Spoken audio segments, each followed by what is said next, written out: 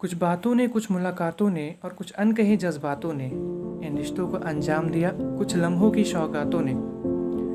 नमस्कार दोस्तों, मेरा नाम है Kumar Prabhakar, in short KP Jha. और आज मैं आपको सुनाने जा रहा हूँ हमारे देश के श्रीनगर की स्कूल की कहानी। मुझे आशा है कि आपको ये कहानी पसंद आएगी, तो प्लीज़ इसे शेयर करना ना भूलें। तो चलिए शुरू करते हैं। ये कहानी शुरू होती है एक स्कूल के 11th स्टैंडर्ड के दो स्टूडेंट्स की, युवराज और अंकिता। दोनों पढ़ने बहुत होशियार, और जहाँ युवराज शर्मीले किस्म का इंसान था, वहीं अंकिता होशियार लड़की, बिंदास स्वभाव की, सबकी मदद करने वाली और अपने स्कूल की रैंक होल्डर। अक्टूबर का महीना था और 3 महीने बाद दोनों के फाइनल एग्जाम शुरू होने वाले थे। एक दिन युवराज की तबीयत अचानक खराब हो गई, तो जिसकी वजह से वो काफ़ी दिनों तक स्कूल नहीं जा पाया। अंकिता को ये बात थोड़ी अजीब लगी, क्योंकि युवराज जनरली कभी स्कूल मिस करता नहीं था। और स्कूल से घर जाते वक्त रास्ते में जंगल से होते हुए अंकिता साइकिल से युवराज के ख्यालों में कहीं खोई हुई थी। अगले दिन युवराज स्कूल आया और उसे अपना असाइनमेंट पूरा करना था, तो उसने अपने दोस्तों से मदद मांगी, पर उसके दोस्तों ने खुद असाइनमेंट्स को पूरा नहीं किया था, तो वो उसकी कोई मदद नहीं कर पाते। फिर क्या हुआ कि युवराज अंकिता की मदद के लिए पहुंचा।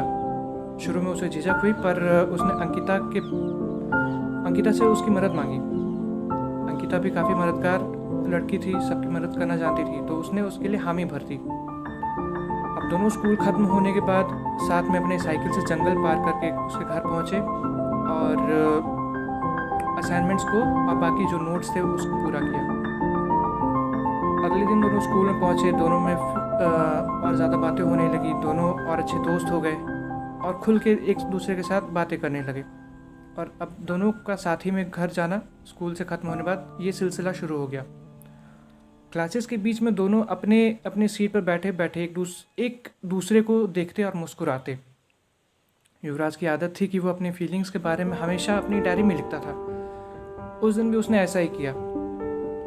उसके मन में अंकिता को लेके जो फीलिंग्स थी उसने उसे लिखा। उसमें लिखा था कि वो अंकिता के पहले सिर्फ एक अच्छे दोस्त नज़र से देखता था, पर धीरे धीरे उसके मन में अंकिता के लिए और गहरे इमोशंस जागने लगे।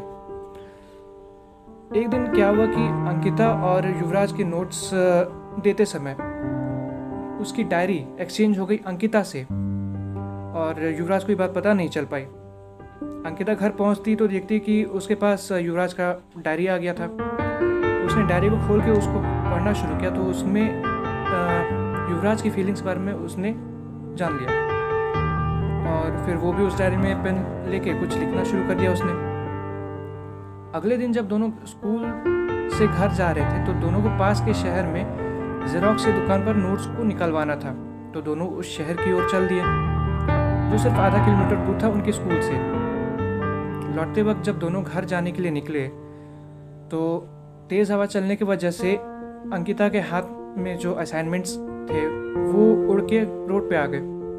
अंकिता दौड़ते हुए गई उसे उठाने के लिए बीच रोड में, और एक अनकंट्रोल कार तेज स्पीड से अंकिता से टकरा गई। अंकिता का बहुत बुरे वाला एक्सीडेंट हो गया। युवराज ये सब देख के सहम गया एकदम। वहां लोग जुटे और उसे हॉस्पिटल लेके गए,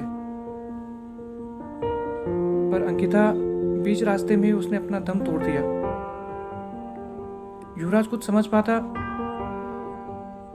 उसे कुछ समझ ही नहीं आया कि आखिर ये हुआ कैसे। उस हादसे के बाद युवराज काफ़ी टूट सा गया था। बहुत गहरा सदमा लगा था उसे। कुछ दिन तक वो स्कूल नहीं गया, उसने लगभग पढ़ाई छोड़ दी, पर फिर अचानक दोस्तों की मोटिवेशन के बाद वो स्कूल पहुंचा और उसे अंकिता की याद आने लगी। वो उसे बहुत मिस करने लगा, क्योंकि बहुत ही गहरा अटैचमेंट हो गया था उससे अंकिता के साथ। तो युवराज लंच ब्रेक में जब अंकिता के बेंच पे गया तो उसका डेस्क खुला, तो उसके डेस्क का ड्रॉर खुला हुआ था। उस ड्रॉर में उसने देखा कि उसकी नोट्स के साथ साथ उसकी डायरी थी। उसने उस डायरी को देखा, उसे खंगाला। उसने देखा कि अंकिता ने उसमें कुछ लिखा था। उसमें लिखा था कि वो भी युवराज को बहुत पसंद करती है, इनफैक्ट वो उससे प्यार करने लगी है और उसके साथ अपनी खुशियाँ बांटना चाहती है, उसके साथ अपनी पूरी ज़िंदगी बिताना चाहती है। ये पढ़ के युवराज की आंखों से आंसू रुक ही नहीं रहे थे। बस वो खुद को टॉयलेट में बंद करके बहुत बहुत रोया। कहते हैं कि कुछ कहानियाँ अधूरी रह जाती है और वो अधूरी कहानी किसी की ज़िंदगी जीने की वजह बन जाती है। और युवराज ने भी ऐसा ही किया। उसने अंकिता की मौत को ज़ाया नहीं होने दिया और वो पढ़ लिख के काफ़ी सक्सेसफुल इंसान बना। और आज भी जब वो अंकिता को याद करता है तो उस हादसे को भूल नहीं पाया। तो दोस्तों, अगर आपको मेरी ये कहानी अच्छी लगी है तो प्लीज़ इसे शेयर करना ना भूलें और इस तरह के कंटेंट मैं आपके लिए लाता रहूँगा। और मुझे अपने ओपिनियंस ज़रूर बताइएगा कि आपको ये स्टोरी कैसा लगा और इसमें कुछ इम्प्रूवमेंट करने की ज़रूरत है तो वो क्या इम्प्रूवमेंट्स है मैं ज़रूर करूँगा आपके लिए और आपके लिए नए नए कंटेंट्स लाता रहूँगा। तब तक के लिए अपना ध्यान रखिएगा। Please stay safe, take care, good bye.